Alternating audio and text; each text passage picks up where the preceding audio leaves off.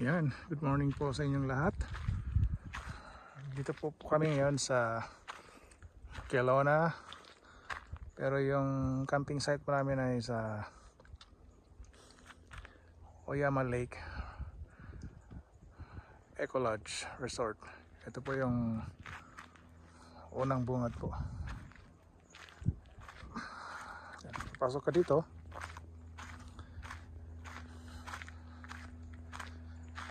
Ayan o. Kita mo yung Oyama Lake.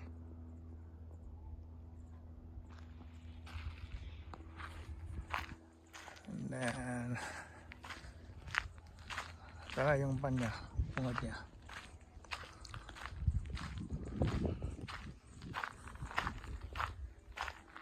Explore po natin ngayon ang area nito para makita nyo po.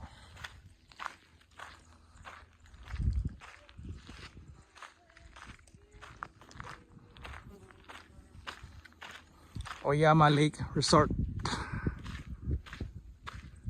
Yan.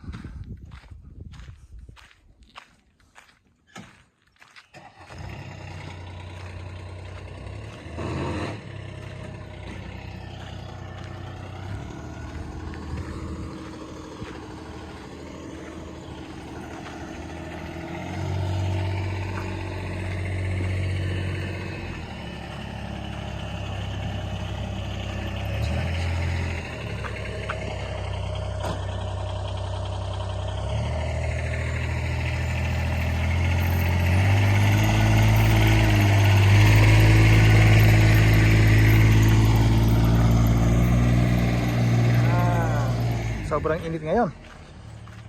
Ang weather po dito sa Kelowna. Kahapon ganun din ang init sa tanghali. Pero ngayon umaga medyo okay pa naman siya. Okay pa naman po yung init niya. Yan siya. Ito na tayo sa parang ano ba ito nila. Yan, playground. May playground siya dyan. May mga anak, pwede silang maglaro dyan. Maganda po yung area nito. Ganda po yung place. Siguradong mag-enjoy po ang buong family pag pumunta po dito.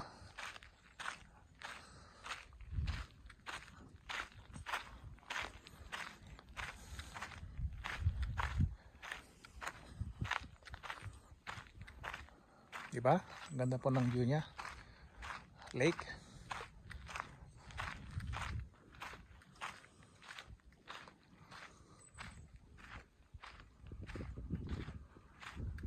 Tapos meron silang kwan dyan. May mga for rent din po dito na mga boat or paddle board. Ang gusto niyo pong magkuhan, mag-boat, pwede po. Ayan po yung mga boat. At may konti rin. May konti rin natin yan, no? Ayan. Ayan siya.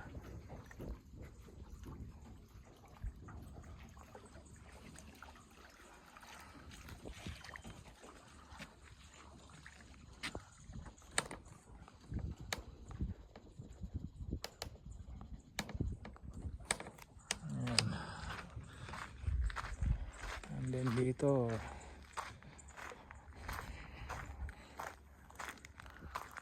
yan,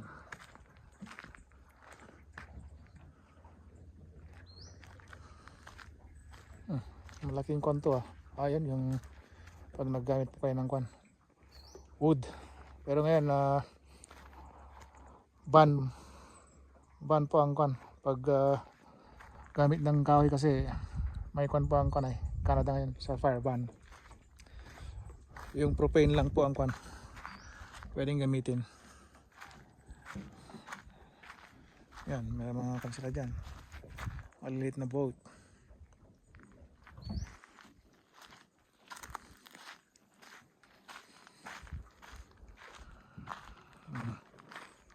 Diba? Ang ganda po.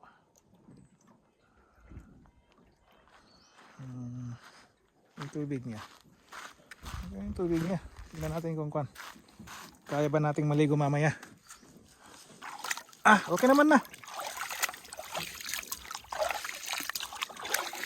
Medyo okay na rin yung tubig pala. Mainit-init na. Mamaya. Liligo po kami dito mamaya. Yan. Antay sa banda doon. Taas. Nandun po kasi yung namin cabin namin. Sama ko po yung mga kaibigan namin. Na every year po, ginagawa po namin ito. Camping po kami every year. Ito po yung bago po namin napuntan ngayon dito sa Kilaw na. Kilaw na po ito. British Columbia interior.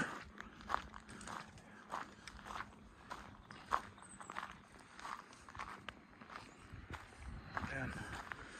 May mga kahoy din sila dito. Ayan. Ano ba yan?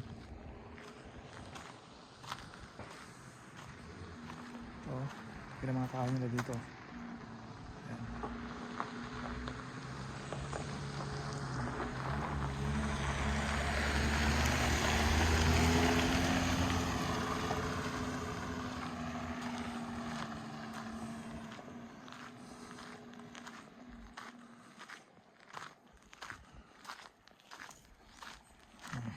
Kaya tayo ngayon. Maalikabok. May dumaan na sakyan.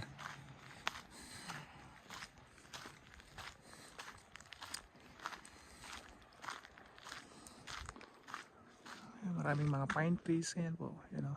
Ang view niya. Pine trees pa yan.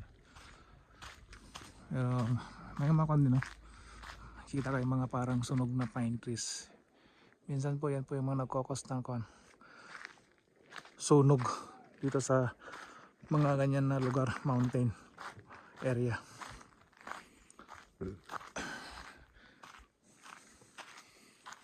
Very dry po siya, no? Pag nasunog po yan, lahat po yan madamay-damay na ang mga yan katabi niya, pine tree. Kaya nga pinagbaban ngayon yung pag gamit ng kahoy.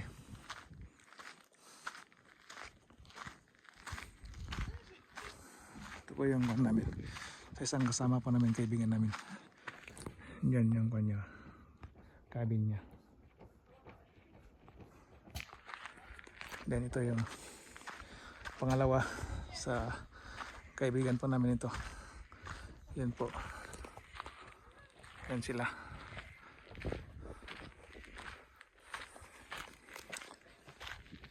Yan. Kaya tayo. Malawang po ito eh. Marami rin po cabin, cottage. Ito may bakante dyan. Yung mga gusto maggamit po ng tent. Pero dyan sa area na yan. Yan, kung mayroon kayong dyan tent. Dito. Dyan po kayo, pwesto. Bakante yan.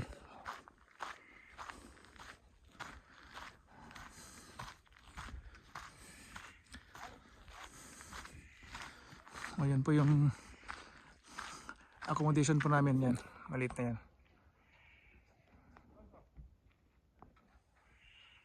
Ayan.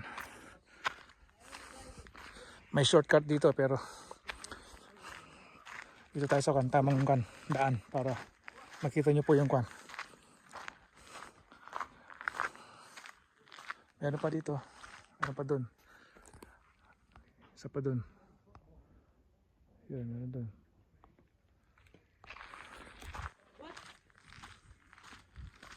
Yan. May malaki dyan, ito, malaki rin yan, malaki rin yan. May mga naka-book na rin dyan, hindi yung mga sakyan nila. Ito ginagawa pa lang to, homestead, bago pa lang to. Nakita ko kahapon to na pagdating namin ginagawa pa lang siya, under constructions pa lang yan, pero siguro matapos din to in the future. Yan. Yan po yung dito po kami naka stay.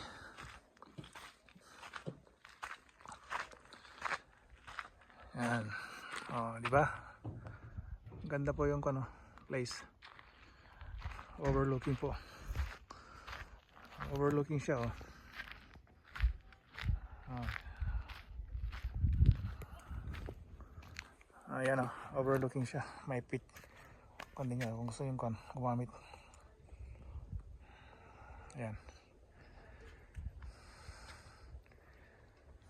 Oras sa mga 11 na eh. 11 na ng umaga.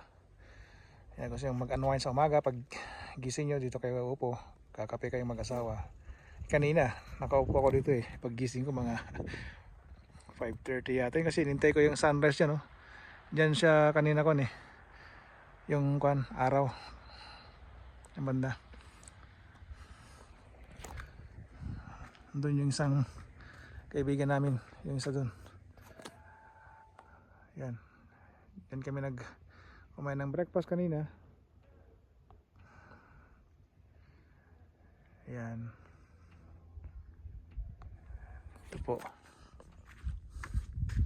May kanyang daan papunta doon sa kanila.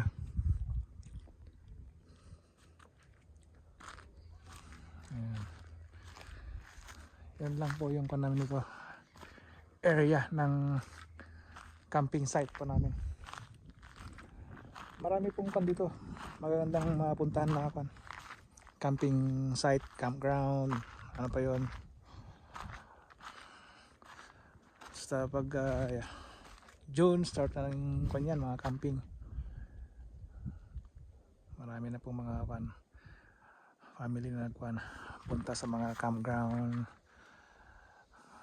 para magbukan to bakasyon po at enjoy yung buong family banding po.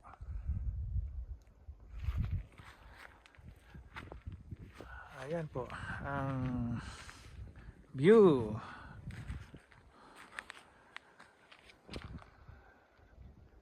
Yan.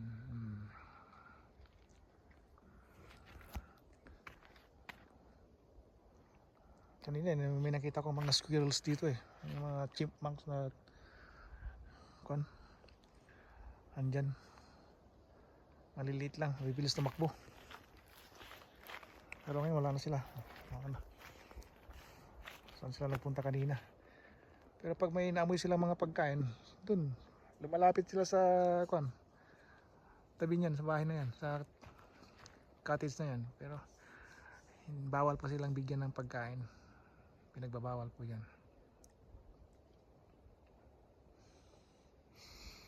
Ayan po. Oh. Sa mga gusto pong pumunta po dito sa Canada, Vancouver, British Columbia, try nyo pong pumasyal po dito sa Kelowna, British Columbia, para makita nyo po yung magandang mga tanawin nila dito na talagang mapapawaw po kayo sa ganda po nito area. Ito, try natin bumaba rito kasi kahapon nandito ako, tinitignan ko yung dyan sa baba, yung tubig parang malalim. Kailangan mong gumamit ng life jacket, kung hindi, kung marunong kang lumangoy, pero mahirap na, kailangan pa rin may safety dito kasi lake to malalalim to, mga lake po dito, mga 80 to 100 feet po yung mga lalim na. Mga kahit na sabihin mo marunong kang lumangoy, wala po yung disgrasya. Yan, lalim tignan mo po yung tubig. Dami siguro ng isda dyan. Sinabi na trout fish yung marami dito, trout fish. Yan.